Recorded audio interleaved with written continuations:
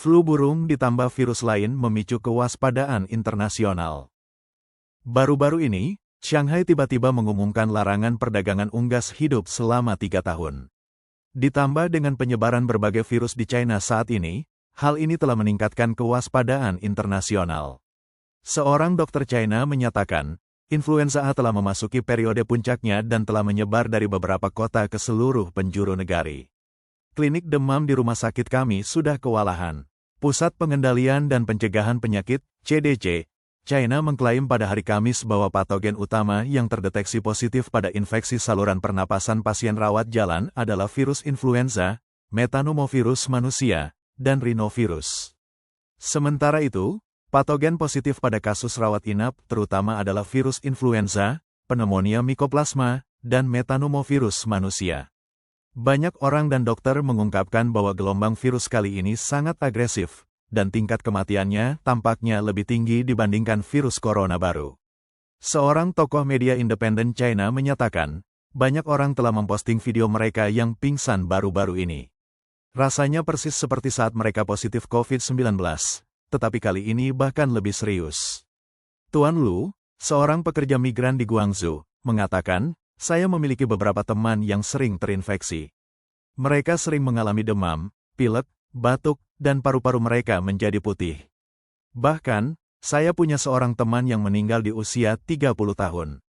Selain itu, Komisi Perdagangan Shanghai baru-baru ini mengeluarkan dokumen yang menyatakan bahwa, mengingat risiko kesehatan masyarakat, Shanghai akan menghentikan perdagangan unggas hidup di kota tersebut mulai tanggal 1 Januari tahun 2024 hingga tanggal 31 Desember tahun 2027.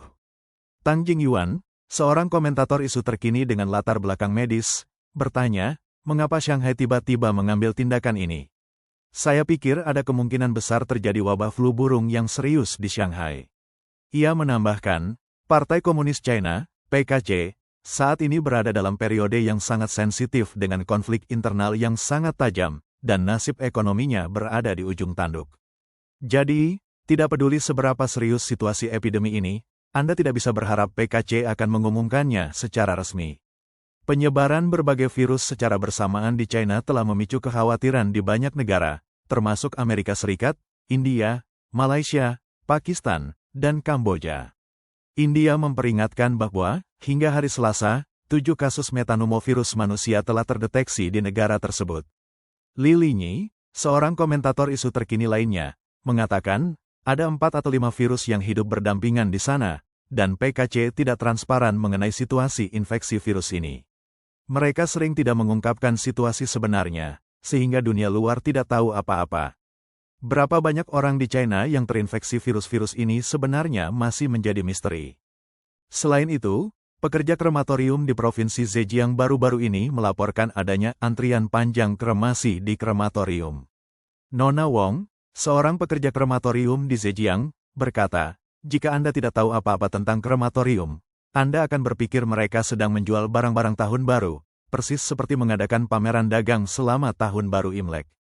Di saat orang-orang kembali ke kampung halaman mereka sebelum tahun baru Imlek, kekhawatiran meningkat bahwa epidemi di China akan kembali lepas kendali.